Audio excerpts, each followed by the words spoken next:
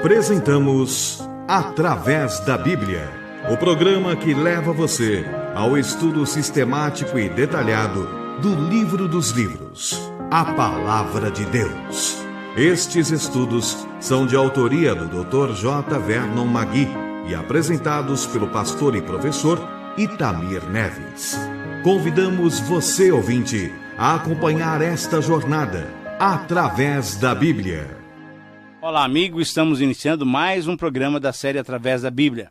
É com grande satisfação que reservamos esse tempo para estudarmos a Palavra de Deus. Somos gratos a Deus pelo privilégio de podermos conhecer mais a sua vontade e o seu querer para nós. Ao iniciarmos os nossos estudos no livro Levítico, eu quero incentivá-lo a essa prática, pois o alvo desse programa é estudar a Bíblia toda, durante o prazo de 5 anos. Agora, veja que é um projeto de longo alcance e por isso eu quero aproveitar a oportunidade para agradecer a você mesmo, que tem nos escrito, que tem compartilhado sobre o programa e sobre a sua vida pessoal e até ministerial. Hoje, por exemplo, registramos o e-mail que o P.E. o Espírito Santo do Pinhal, lá em São Paulo, nos enviou. São essas as suas palavras. Pastor Itamir, olá! Que bom que agora vocês também colocaram à disposição no site da RTM os programas atuais e anteriores do Através da Bíblia, pois sempre temos alguns contratempos e agora podemos ouvir num horário mais confortável. Amigos, isso é uma grande bênção. Que todos sejam fortalecidos pelo Senhor Jesus Cristo. Um grande abraço. Querido amigo, muito obrigado por suas palavras. Quero cumprimentá-lo por você reservar um tempo para o estudo da Palavra de Deus. Lembre-se que é através do estudo da Palavra e da oração que vamos conhecer ainda mais o nosso Deus. Portanto, além do estudo que vamos ter hoje, vamos orar também, pedindo a graça e o poder de Deus sobre as nossas vidas. Vamos então orar. Deus querido, obrigado pela Tua Palavra. Senhor, que a Tua Palavra seja viva para nós. Senhor, que a prática de estudarmos a Bíblia possa nos ajudar a crescer em maturidade diante do Senhor. Abençoa as nossas vidas, dando-nos amor pela Tua Palavra. Oriente-nos, Senhor, no estudo de hoje, que haja edificação e glória ao Teu nome. Nós oramos em nome de Jesus. Amém. Fortalece a fé, conhecer.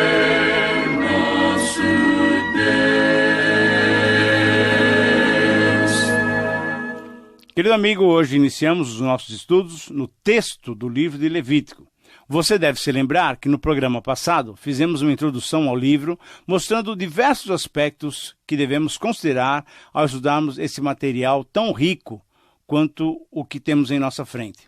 Antes de entrarmos no detalhamento do texto, antes de nos aprofundarmos no entendimento de cada regra, de cada norma, é importante que tenhamos uma visão geral, uma visão global do conteúdo do livro para que cada parte faça sentido e se encaixe no todo do livro.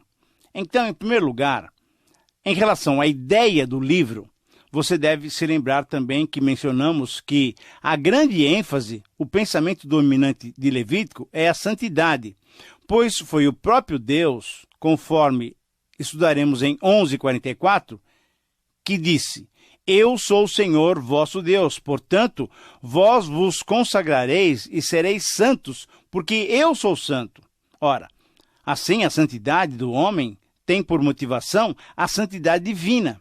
Porque Deus é santo, nós também devemos ser santos, se é que queremos ter comunhão com Ele. Agora, eu sei que você deve estar se lembrando também de uma palavra dessas lá no Novo Testamento. Você se lembra? É isso mesmo. Quem fez essa afirmação foi o apóstolo Pedro, citando exatamente essa passagem de 11:44 de Levítico. Pedro disse lá em 1 Pedro 1:15 e 16 o seguinte: Segundo é santo aquele que vos chamou, tornai-vos santos também vós, em todo o vosso procedimento, porque está escrito: Sede santos, porque eu sou santo. Pedro, então, demonstrou para nós, crentes do Novo Testamento, que esta busca pela santidade não é uma ordem somente para o Antigo Testamento, é uma ordem para nós, cristãos, hoje, crentes do Novo Testamento. E essa ordem está baseada naquela ordem que Deus deu já no Antigo Testamento. Veja bem, logo no versículo 1, lemos que Deus chamou a Moisés e da tenda da congregação lhe disse. Ora, esse verso significa que Deus tinha descido para habitar no tabernáculo, para habitar em comunhão com seu povo que ele mesmo tinha remido, tinha tirado lá do Egito. E assim o Senhor orientou a Moisés a que, através dessas ordenanças e dessas orientações, um novo relacionamento de comunhão fosse estabelecido. Por isso, de um modo bem simples, podemos dizer e até dividir Levítico em duas grandes porções. No capítulo 1 até o capítulo 17, encontraremos a base, o fundamento da comunhão. E nos capítulos 18 a 27, as obrigações ou as condições para que se mantenha essa comunhão com Deus. Por quê? Porque Deus é santo. Portanto, mais uma vez, fica comprovada a importância de estudarmos esse livro com profundidade. Por quê? Porque os princípios que nele veremos são princípios eternos, como o nosso Deus é eterno e o seu caráter é imutável. Mas um outro aspecto importante que temos que observar nessa abordagem inicial e global do livro é que a santidade espiritual é simbolizada pela perfeição física. Entenda bem isso daqui. Lembre-se que nós estamos no início do relacionamento Deus-povo separado. E como o povo ainda não compreenderia a exigência de padrões morais internos, Deus exigiu comportamentos exteriores corretos e puros como uma maneira de ir colocando na mente do povo a necessidade da santidade interior. É por isso que em Levítico se exigia animais perfeitos para os seus muitos sacrifícios. É por isso que se requeria que os sacerdotes fossem sem deficiência. É por isso que se exigia a purificação da mulher após ser dado à luz. É por isso que se requeria a purificação do homem que tivesse fluxo seminal. E assim poderíamos citar os vários exemplos que nós veremos em Levítico. Agora, você está conseguindo entender o sentido dessas ordens? Veja bem, essas e outras exigências eram necessárias, pois a falta delas poderia sinalizar sinais de mácula, de imperfeição, e significaria os defeitos espirituais do ser humano no seu relacionamento com Deus. Essas imperfeições físicas, com simbolismo espiritual, significavam a quebra da integridade espiritual do homem em relação a Deus. Ainda um outro aspecto importante com relação a essa visão global do livro é a situação histórica em que o livro foi composto. Nós falamos um pouquinho disso no programa passado. Isso aconteceu durante o ano que passou entre a chegada de Israel no Monte Sinai e a sua partida em direção a Canaã, a terra prometida. Certamente, enquanto o tabernáculo estava sendo construído e estava sendo erguido. É por isso então é possível perceber uma grande conexão, para não dizermos total conexão, entre Êxodo e Levítico. Por quê? Ora, porque se no livro do Êxodo Deus deu detalhes tão minuciosos para a construção do tabernáculo, o local adequado para o culto a ele mesmo, era de se imaginar, era de se supor que outros detalhes deveriam ser dados para a realização do culto. Do culto prestado a ele mesmo, a Deus. Por isso também é que o tema da exigência da santidade é claro, é muito claro por todo o livro, pois como povo da aliança, firmado em Êxodo 19, coletivamente e individualmente, o seu comportamento deveria ser o quê? Deveria ser um comportamento santo, pois Deus é santo por natureza. Por isso também é que se completa em Levítico a lista de maldições e bênçãos que nós verificaremos no capítulo 26, que Deus já tinha dado lá em Êxodo capítulo 23 e 24. Um outro aspecto ainda dessa visão geral do livro é que se em Gênesis encontramos um Deus poderoso, justo, gracioso e único, se em Êxodo encontramos um Deus soberano, santo, justo, apaziguável e autoexistente, em Levítico, de modo geral, nós encontraremos o caráter de Deus, descrevendo-o como um Deus santo, um Deus imanente, isso é, presente entre os homens, e um Deus gracioso, porque é perdoador. Ora, assim cai por terra aquela ideia que muitos ainda têm, que o Deus do Antigo Testamento era duro, inflexível, e o Deus do Novo Testamento é cheio de graça, de misericórdia. Como nós vamos verificar no estudo de Levítico, Deus sempre foi santo e, ao mesmo tempo, sempre foi um Deus de graça, de perdão, de recomeço. Um quinto aspecto geral, global, que nós precisamos abordar em Levítico é com relação aos capítulos 1 a 7. Esses capítulos descrevem uma série de sacrifícios e ofertas que deveriam fazer parte do culto a Deus. Então nós temos que entender que esses sacrifícios não foram estabelecidos com a finalidade de proporcionar redenção, justificação ou salvação no sentido ou no significado completo desses termos. Veja bem, não foi com esse propósito. Esses sacrifícios foram dados com o objetivo de ensinar lições espirituais para aqueles que já tinham sido trazidos e aceitos por Deus para desfrutarem da sua comunhão, como Israel foi escolhido como povo sem ter mérito algum. Veja bem, Deus queria que o israelita consciente reconhecesse que esses sacrifícios e ofertas eram o que ele devia a Deus por essa escolha especial e que ele, por causa do seu pecado, nunca lhe tinha dado. Por isso, por não ter ofertado nada a Deus, esse israelita lhe devia o quê? Tudo, a própria vida. Então, pela fé, ao apresentar a Deus uma vida inocente, uma outra vida inocente, um animal, como seu substituto, ele seria então justificado diante do Pai, diante de Deus. Agora, é importante lembrarmos e destacarmos que essa redenção, que essa salvação, essa justificação não se dava e nunca se deu pelo sangue derramado. Mas se dava essa justificação pela fé nessa substituição. A justificação sempre foi e sempre será pela fé. Um sexto aspecto dessa visão global de Levítico, nós precisamos mencionar também, que é o relativo aos 3 primeiros sacrifícios. Eles eram o holocausto ou a oferta queimada, primeiro. Segundo, a oferta de cereais ou a oferta de manjares. E terceiro, a oferta pacífica ou a oferta de comunhão. Todas essas ofertas se centralizavam na adoração e no reconhecimento de quem é Deus.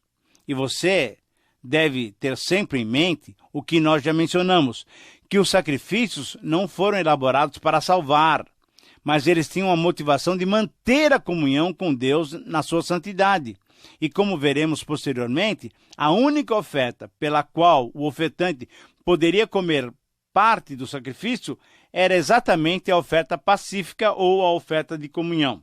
Um outro aspecto ainda, o 7º aspecto, é o relativo às 2 últimas ofertas. Elas focalizavam o pecado, tanto em relação à culpa como em relação ao perdão.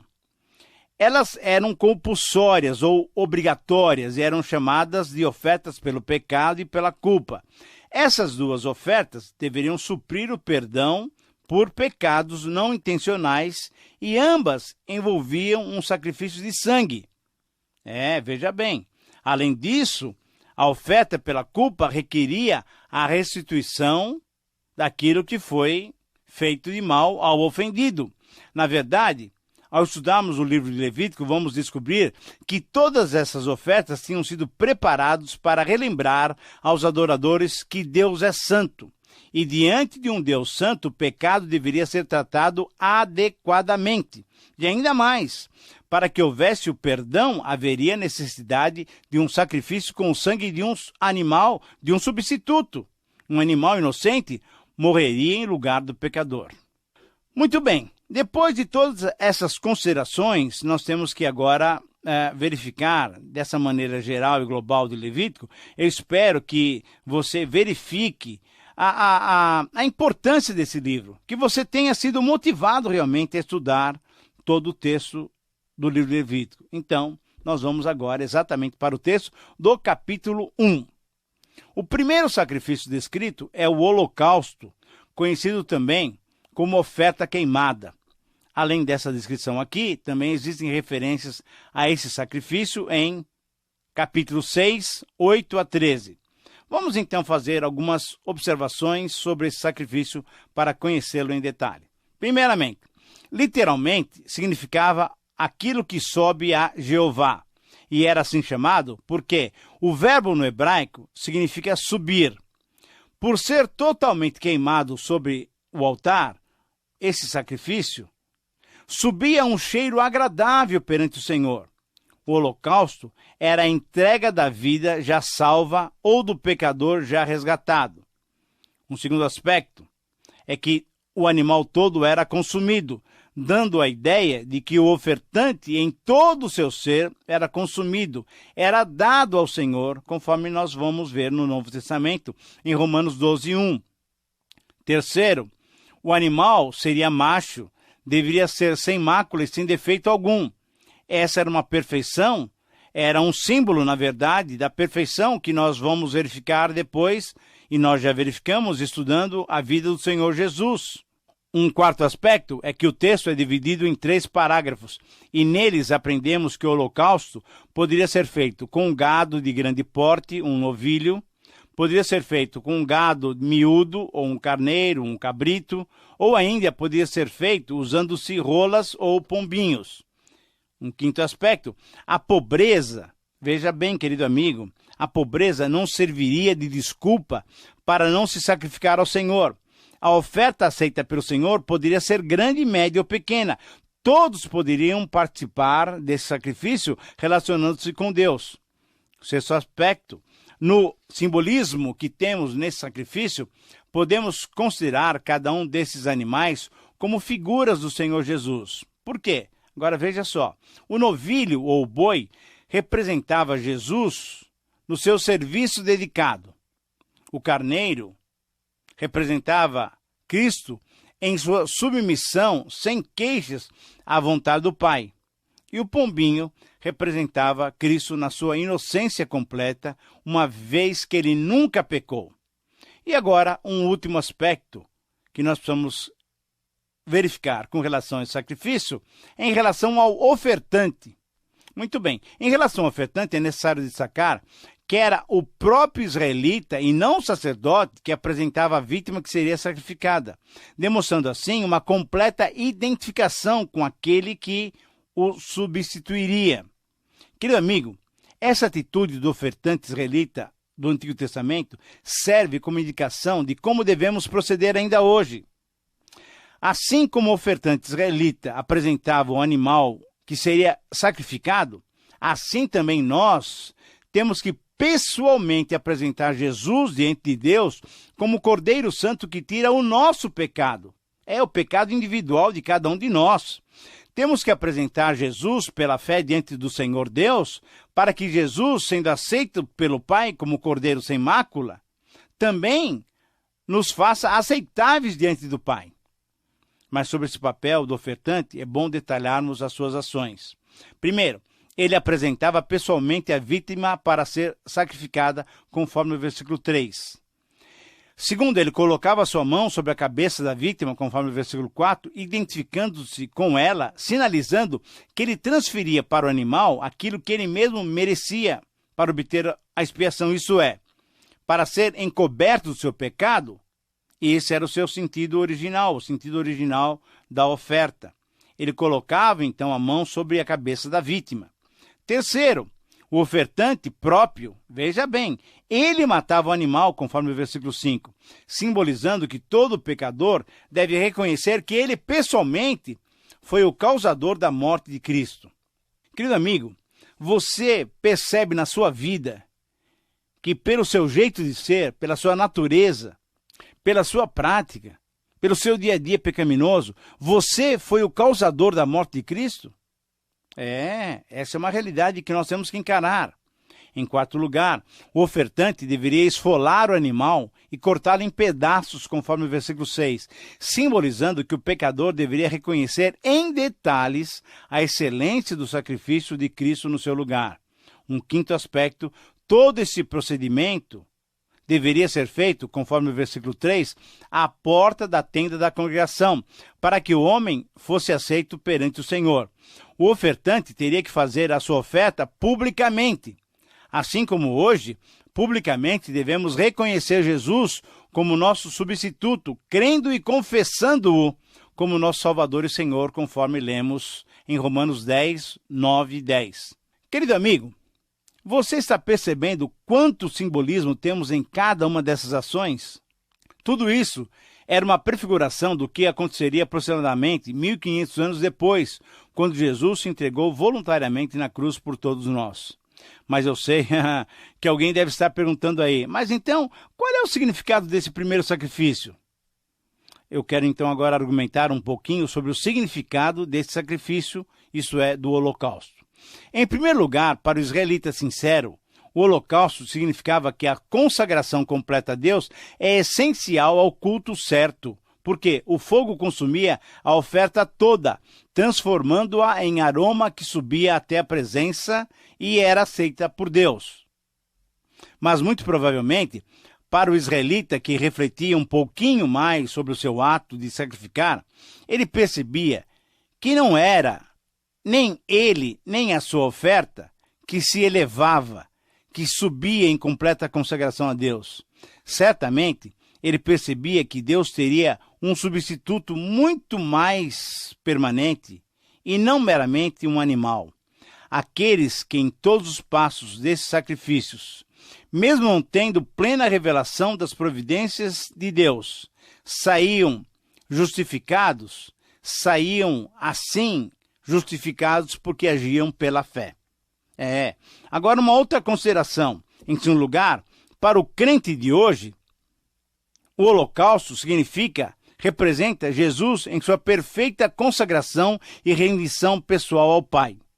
As exigências da lei de amar a Deus de todo o coração, de toda a alma, de todo o entendimento, de toda a força, conforme nós leremos e estudaremos em Deuteronômio 6,5, foram realizadas pela pessoa do Senhor Jesus. E assim, quando recebemos a Cristo, podemos oferecer a sua perfeita obra como feita por nós, pois nos aproximamos dele, nos apropriamos dele e da sua obra pela fé. Querido amigo, é assim que você se sente? É assim que você experimenta a pessoa de Jesus? Minha oração por você é que o Senhor Jesus seja pessoalmente o Cordeiro de Deus que tira o pecado do mundo, que tira o seu pecado.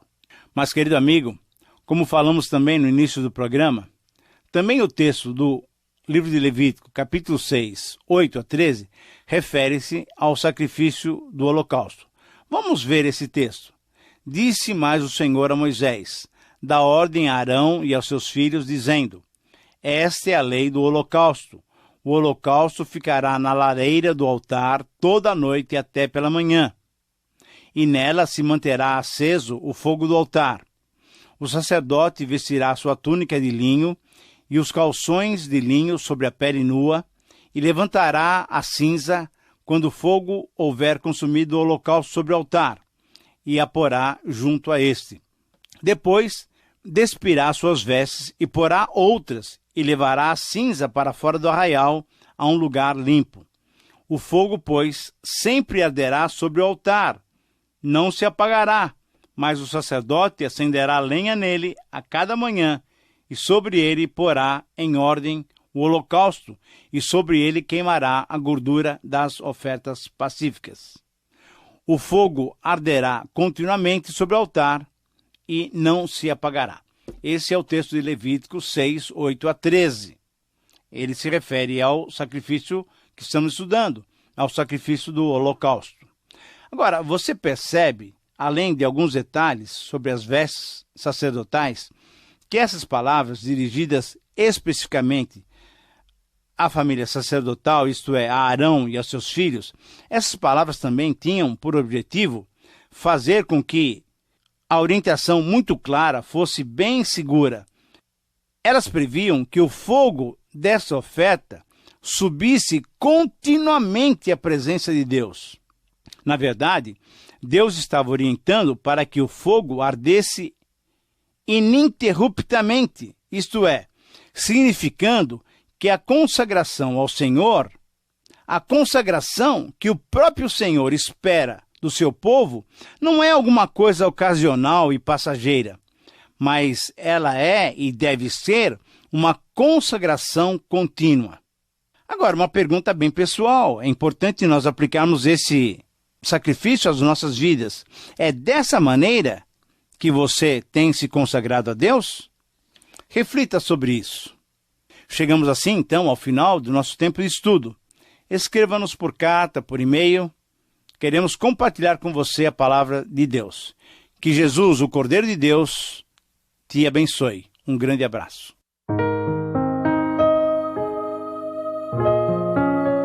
Terminamos mais uma apresentação do programa Através da Bíblia.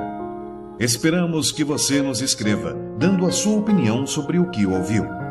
O nosso endereço é Caixa Postal 18.300, CEP 046-26970, São Paulo, capital. Ou pelo e-mail atravesdabiblia@transmundial.com.br. Este programa foi produzido nos estúdios da Transmundial.